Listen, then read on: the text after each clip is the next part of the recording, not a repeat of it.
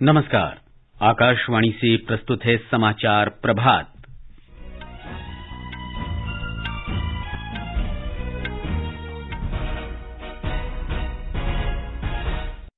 सरकार ने संसद के शीतकालीन सत्र से पहले आज सर्वदलीय बैठक बुलाई। प्रधानमंत्री नरेंद्र मोदी ने कहा, भारत की G20 अध्यक्षता विश्व में देश के शक्ति प्रदर्शन का अनूठा अवसर।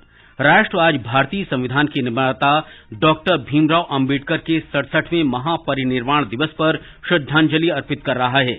केंद्रीय मंत्री पीयूष गोयल ने कहा, भारत को मोटे अनाज का वैश्विक केंद्र बनने का प्रयास करना चाहिए। श्रीलंका के राष्ट्रपति रानिल विक्रमसिंघे ने श्रीलंका में श्वेत क्रांति के लिए भारत से सहयोग मांगा। और फुटबॉल में ब्राजील और क्रोएशिया फीफा फुटबॉल विश्व कप के क्वार्टर फाइनल में पहुंचे।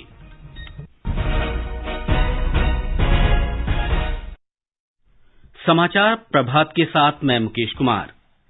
सरकार ने संसद के शीतकालीन सत्र से पहले आज सर्वदलीय बैठक बुलाई है।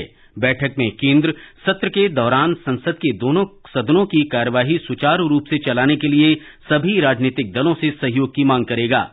संसद का शीतकालीन सत्र कल से शुरू होगा और 29 दिसंबर तक चलेगा। 23 दिन के सत्र में 17 बैठकें होंगी। इससे पहले संसदीय कार्य मंत्री प्रहलाद जोशी ने सत्र के दौरान विधायी कार्यों पर सकारात्मक वाद विवाद और चर्चा होने की आशा व्यक्त की। संसद का शीतकालीन सत्र कल से शुरू होगा। आकाशवाणी का समाचार सेवा प्रभाग आज रात 9:30 बजे अंग्रेजी में इश्यूज बिफोर पार्लियामेंट और हिंदी में संसद के समक्ष मुद्दे पर विशेष परिचर्चा प्रसारित करेगा। संसद सदस्य और मान्यता प्राप्त राष्ट्रीय दलों के प्रवक्ता इसमें भाग लेंगे और सत्र में चर्चा के लिए उठाए जाने वाले मुद्दों के संबंध में जानकारी देंगे। इश्यूज बिफोर पार्लियामेंट कार्यक्रम FM रेनबो चैनल पर और संसद के समक्ष मुद्दे कार्यक्रम FM गोल्ड इंद्रप्रस्थ और AIR लाइव न्यूज 24/7 चैनलों पर रात 9:30 बजे से रात 10 बजे तक सुना जा सकेगा। ये कार्यक्रम हमारी वेबसाइट newsonair.com और हमारे YouTube channel news on AIR official पर भी उपलब्ध होगा। प्रधानमंत्री नरेंद्र मोदी के नेतृत्व में कल हुई सर्वदलीय बैठक में भारत की G20 अध्यक्षता से संबंधित पहलुओं पर विचार किया गया। बैठक में देश भर के प्रमुख राजनेताओं ने भाग लिया। प्रधानमंत्री ने कहा कि भारत की G20 अध्यक्षता का संबंध पूरे देश से है और ये संपूर्ण विश्व में भारत की शक्ति के प्रदर्शन का अनूठा अवसर है। इस अवसर पर विभिन्न राजनीतिक दलों के नेताओं ने भारत की G20 अध्यक्षता के संबंध में अपने विचार साझा किए। G20 के शेरपा अमिताभ कांत ने कहा कि भारत अन्य देशों के साथ मिलकर डिजिटल सार्वजनिक ढांचे को बढ़ावा देगा ताकि वित्तीय समावेशन और सेवा आपूर्ति को बेहतर किया जा सके। Digital economy, we focus on digital public infrastructure for everyone, creating bank accounts, which has enabled us to lift vast segments of our population above the poverty line through direct benefit transfer. We've created a vast number of public goods and therefore public digital platforms and cyber security and cyber safety, which is, to our mind, will be very critical in digital economy of tomorrow. केंद्रीय मंत्री पीयूष गोयल ने कहा है कि भारत को मोटे अनाज का वैश्विक केंद्र बनने का प्रयास करना चाहिए। उन्होंने कल नई दिल्ली में मोटा अनाज अच्छा पोषक आहार विषय पर संगोष्ठी और मोटा अनाज पर प्रथम अंतर्राष्ट्रीय क्रेता विक्रेता बैठक को संबोधित किया। श्री गोयल ने कहा कि इससे अगले वर्ष मनाए जाने वाले मोटा अनाज अंतर्राष्ट्रीय वर्ष की तैयारी में मदद मिलेगी। पीयूष गोयल ने कहा कि संयुक्त राष्ट्र ने 2023 को अंतर्राष्ट्रीय मोटा अनाज वर्ष के रूप में मनाने के लिए भारत के अनुरोध को स्वीकार कर लिया है और 70 से अधिक देशों ने इसका अनुमोदन किया है। Let's all work together in mainstreaming the millet story. Let's all work together to take this product global and make it a globally acceptable high protein produce to solve the problems of malnutrition and starvation that many parts of the world continue to face. Let's take this opportunity to make India, which already produces 20% of the global production at 3 million tons, let's become the global capital of millets and make this a staple food also within the country and across the world.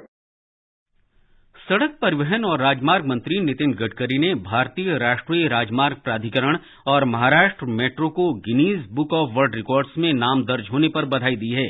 दोनों संस्थाओं ने नागपुर में एक ही खंभे पर highway, flyover और metro rail का सबसे बड़ा डबल डेकर पुल निर्मित करके ये उपलब्धि हासिल की। श्री गडकरी ने ट्वीट संदेश में कहा कि इस परियोजना ने कई कीर्तिमान अपने नाम किए हैं और एशिया बुक तथा इंडिया बुक में जगह बनाई है। ये समाचार आकाशवाणी से प्रसारित किए जा रहे हैं।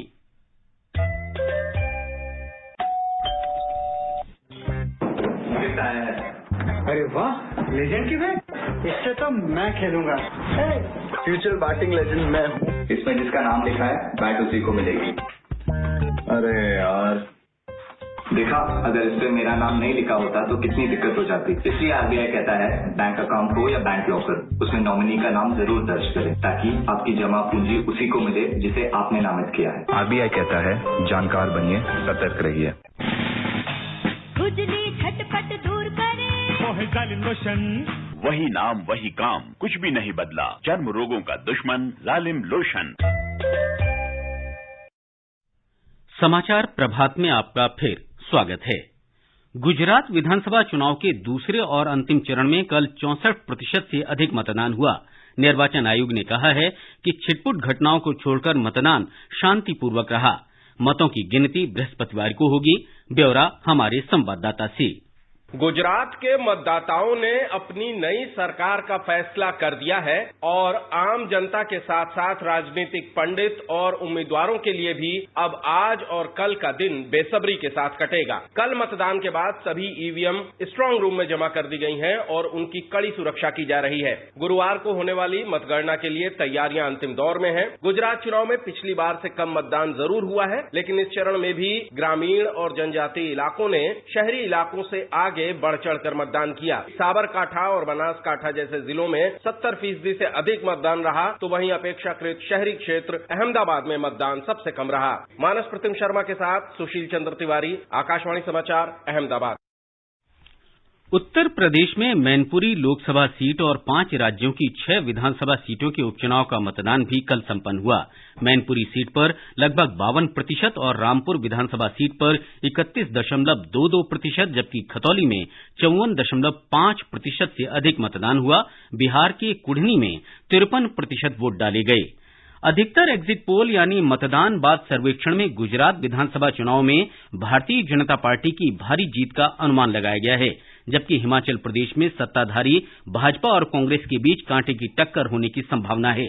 विभिन्न समाचार चैनलों के एग्जिट पोल के अनुसार गुजरात में भाजपा को 117 से 151 के बीच सीटें मिल सकती हैं, कांग्रेस को 30 से 51 सीटें और आम आदमी पार्टी को 2 से 21 सीट मिलने की संभावना व्यक्त की गई है। गुजरात और हिमाचल प्रदेश में विधानसभा चुनाव और अन्य राज्यों में उपचुनाव के लिए मतगणना बृहस्पतिवार को होगी।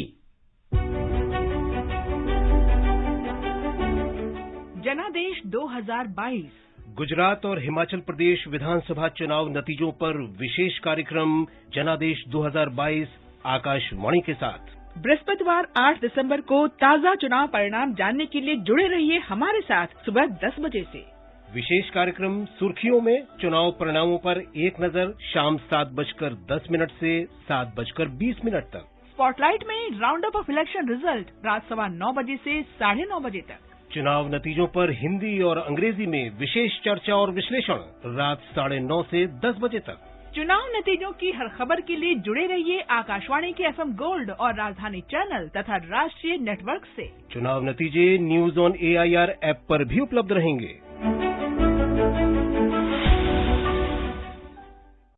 राष्ट्र आज भारत रत्न डॉक्टर भीमराव अंबेडकर के 67वें महापरिनिर्वाण दिवस पर श्रद्धांजलि दे रहा है। राष्ट्र निर्माण में डॉक्टर अंबेडकर के योगदान को प्रदर्शित करने के लिए देश भर में कई कार्यक्रम आयोजित किए जा रहे हैं। गणमान्य व्यक्ति और सांसद नई दिल्ली में संसद भवन परिसर में डॉक्टर अंबेडकर की प्रतिमा पर पुष्पांजलि अर्पित करेंगे। देश भर से आए बाबा साहेब डॉक्टर भीमराव अंबेडकर के अनुयायी मुंबई में दादर की चैत्य भूमि में उन्हें श्रद्धांजलि देने के लिए जमा हुए हैं। मुंबई महानगर पालिका और महाराष्ट्र प्रशासन ने सभी आवश्यक प्रबंध किए हैं। इस वर्ष अधिकतम संख्या में लोगों के चैत्य भूमि और डॉक्टर अंबेडकर से जुड़े दूसरे संस्थानों पर पहुंचने की संभावना है। एक रिपोर्ट। मुंबई में चैत्य भूमि पर देश भर से आए हुए अनुयायी भारत रत्न डॉक्टर बाबा साहेब आम्बेडकर को आज महापरिनिर्वाण दिवस पर अभिवादन कर रहे हैं। पिछले 2 सालों से कोरोना महामारी के कारण चैत्य भूमि तथा अन्य स्थानों पर प्रतिबंध लगाए गए थे, जिसके कारण लोगों को इन स्थानों पर आने में कठिनाइयां आ रही थी। लेकिन इस साल सभी तरह के प्रतिबंध हटाए जाने के कारण ज्यादा से ज्यादा संख्या में लोग यहाँ पर उपस्थित हुए हैं और न केवल आज सुबह से बल्कि 2 दिन पहले से ही चैत्य भूमि पर आकर लंबी कतारों में खड़े होकर अभिवादन कर रहे हैं। आज सुबह महाराष्ट्र विधानसभा के विपक्ष नेता अजित पवार, राष्ट्रवादी कांग्रेस नेता जयंत पाटिल ने चैत्य भूमि आकर बाबा साहेब को अभिवादन किया। इस मौके पर बीएमसी ने डॉक्टर आम्बेडकर के प्रेरणादायी कार्यों और महापरिनिर्वाण दिवस की तैयारियों पर एक पुस्तिका कल प्रकाशित की। ये पुस्तिका डॉक्टर आम्बेडकर के अनुयायियों को निःशुल्क प्रदान की जाएगी। इसकी ई-कॉपी बीएमसी की वेबसाइट पर भी उपलब्ध है। शैलजा तिवले के साथ शैलेश पाटिल, आकाशवाणी समाचार, मुंबई। श्रीलंका के राष्ट्रपति रानिल विक्रमसिंघे ने श्वेत क्रांति के लिए भारत से सहयोग मांगा है। राष्ट्रीय डेयरी विकास बोर्ड और अमूल दुग्ध उत्पादन दोगुना करने के लिए श्रीलंका में तकनीकी सहायता प्रदान करेंगे।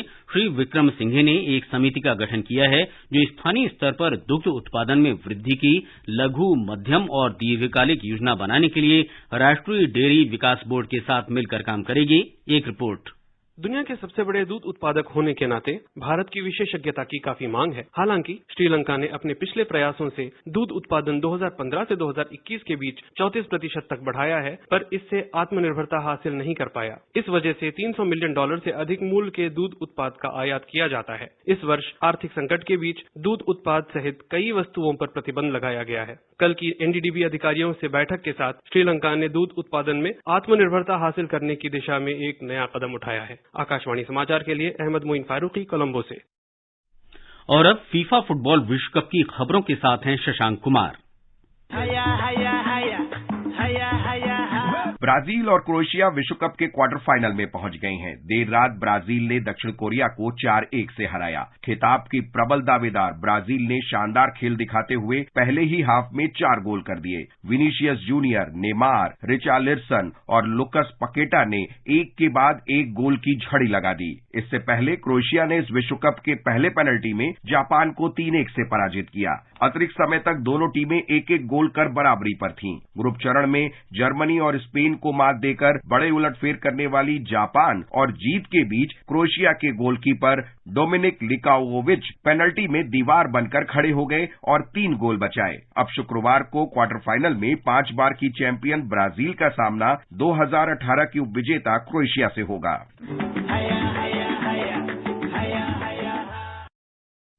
अंतिम 16 में आज रात 8:30 बजे स्पेन का सामना मोरक्को से और 12:30 बजे पुर्तगाल का मुकाबला स्विट्जरलैंड से होगा।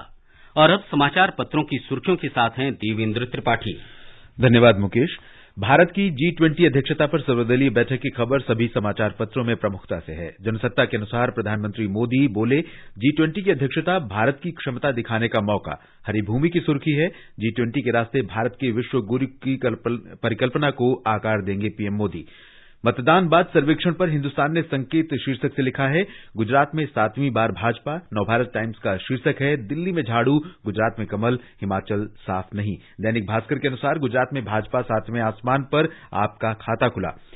राजस्थान पत्रिका लिखता है, गुजरात चुनाव संपन्न, 2017 के मुकाबले 10% वोटिंग ने बढ़ा दी दलों की उलझने। दैनिक भास्कर ने भाजपा की कोर ग्रुप की बैठक में मिशन 2024 पर चर्चा पर शीर्षक दिया है, चुनावी मोड में भाजपा, जल्द बदल सकती है दिल्ली समेत आधे राज्यों के प्रदेश अध्यक्ष। राष्ट्रीय सहारा की सुर्खी है, जबरन धर्मांतरण संविधान विरुद्ध, सुप्रीम कोर्ट ने कहा हर भारतीय को भारत की संस्कृति के अनुसार ही चलना होगा। अमर उजाला के अनुसार, दान का इस्तेमाल धर्मांतरण के लिए नहीं। जनसत्ता की सुर्खी है, महंगाई पर काबू पाने के लिए ब्याज दरों में बढ़ोतरी के संकेत। हरिभूमि का शीर्षक है, राष्ट्रपति ने नौसेना के नए ध्वज और डिजाइन को दी मंजूरी। अनावरण नौसेना दिवस पर विशाखापट्टनम में किया गया था। अंत में मुख्य समाचार एक बार फिर।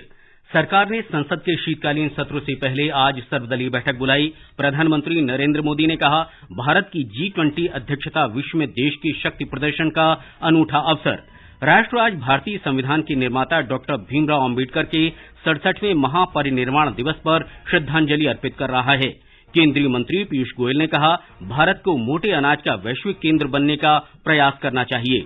श्रीलंका के राष्ट्रपति रानिल विक्रमसिंघे ने श्रीलंका में श्वेत क्रांति के लिए भारत से सहयोग मांगा। और फुटबॉल में ब्राजील और क्रोएशिया फीफा फुटबॉल विश्व कप के क्वार्टर फाइनल में पहुंचे। इसके साथ ही समाचार प्रभात का ये अंक समाप्त हुआ। नमस्कार।